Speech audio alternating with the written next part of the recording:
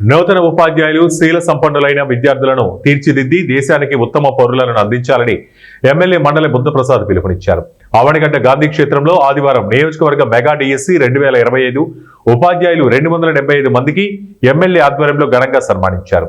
MLA Buddha Prasad మాట్లాడుతూ సమాజాన్ని తీర్చిదిద్దే మహోన్నత వృత్తిలో అడుగు పెడుతున్న సందర్భంగా శుభాకాంక్షలు తెలిపారు. డిఈఓ పివిజే రామారావు మాట్లాడుతూ నూతన ఉపాధ్యాయులు తమ పాఠశాలల్లో విద్యార్థుల సంఖ్య పెరిగేందుకు కృషి చేయాలని సూచించారు. తద్వారా ప్రభుత్వ పాఠశాలలను బలోపేతం చేయాలన్నారు. స్పెషల్ ఆఫీసర్ సాయిబాబు, యువనేత మండలి వెంకట్రామ్ అధికారులు ఈ కార్యక్రమంలో పాల్గొన్నారు. ఇక్కడ నుంచి ఒక మంచి క్రీమ్ తయారవుతుంది. ఈరోజు రాష్ట్రంలో, ఉమ్మడి రాష్ట్రంలో జిల్లాలో చూసుకున్నా కానీ ఎక్కువ మంది అవినిగడ్డ నుంచి వచ్చిన టీచర్స్ ఉన్నారు. అలాంటి ప్రోడక్ట్ ఇక్కడ తయారవుతుంది. మీ అందరికీ కూడా ధన్యవాదాలు. ఇలాంటి మంచి శాసనసభ్యుల వారి అండలో మీ అందరూ కూడా ఇంత మంచి కార్యక్రమంలో, అలాగే ఇలాగా గవర్నమెంట్ సెక్టర్లకు రావడం.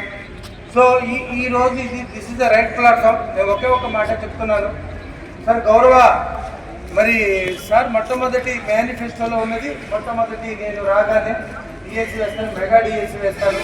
ఎంతోమంది దీనికోసం ఎదురు చూస్తున్నారు. నా రిక్వెస్ట్ ఏంటంటే ఈరోజు ఎన్నో సర్వీస్లో, గవర్నమెంట్ సెక్టర్లో ఎన్నో సర్వీస్ యాక్టివిటీస్ జరుగుతున్నాయి. ఎడ్యుకేషన్ డిపార్ట్మెంట్లో చాలా జరుగుతున్నాయి. సో మీ అందరూ కూడా దాన్ని మనస వాచ కర్మణ ఒక దీక్షతో ఎలాగా మీరు ఈరోజు డిఎస్సి సాధించారో అదే దీక్షతో మీరు సర్వీస్ మొత్తము పని చేయండి. సో అలాగా పని చేస్తేనే మీరు ఎన్నో సంవత్సరాలు కష్టపడితే ఈరోజు ఈ పరిస్థితుల్లో రేపొద్దున జాయిన్ కావడానికి పోతున్నారు. కానీ మీలాగా మీ ప్రిడిసెసర్స్, మీ సక్సెసర్స్ ఇవాళ ఉభయ తెలుగు రాష్ట్రాల గుర్తుకొచ్చేది అవనిగడ్డలో ఉన్న డిఎస్సి కోచింగ్ సెంటర్స్ అద్వితీయమైన ప్రతిభను చూపటం, ఈ రాష్ట్రంలో అత్యధిక సంఖ్యలో ఉపాధ్యాయులను తయారు చేసే ఒక కార్ఖానాగా అవనిగడ్డ నియోజకవర్గాన్ని తీర్చిదిద్దేందుకు ముందుగా కోచింగ్ సెంటర్ల నిర్వాహకులకి పేరు పడిన హృదయపూర్వకంగా ఎందుకంటే అవనిగడ్డ చరిత్రలో ఇది ఒక పెద్ద మొదటి.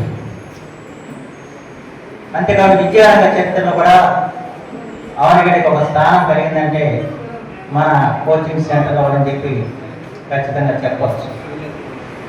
అయితే దాన్ని మన నియోజకవర్గానికి సంబంధించిన యువతి యువకులు ఉపయోగించుకోవటం, ఈ రోజున దాదాపు 275 మంది ఇవాళ ఉద్యోగాల్లో ప్రవేశం చేయటం మనందరికీ ఆనందమైన విషయం.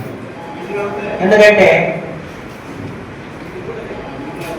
రాష్ట్ర ప్రభుత్వం అనేక కార్యక్రమాలు చేయాలి, కానీ అనేక సంక్షేమ కార్యక్రమాలు చేస్తున్నాం, అభివృద్ధి కార్యక్రమాలు చేస్తున్నాం. అవన్నీ ఒక ఎత్తు ఉద్యోగ కల్పన మొదటి. ఆ ఉద్యోగ కల్పనలో కూడా భావి తరాలను తయారు చేసే ఉపాధ్యాయులు అందించడం మొదటి.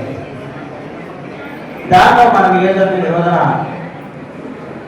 ప్రథమ స్థానంలో నిలవడం మనందరం కూడా చాలా గర్వదాయకమైన విషయం అని చెప్పి మాత్రం మనం చేస్తున్నాం. గత 5 సంవత్సరాలుగా ఇక్కడ ఉన్న డిఎస్సి కోసం కోచింగ్ సెంటర్లో తయారవుతున్న పిల్లల శారీరక పాత్రని కూడా నాకు బాగా తెలుసు. ఎక్కడెక్కడి నుంచో భార్య పిల్లలను కూడా వదిలేసి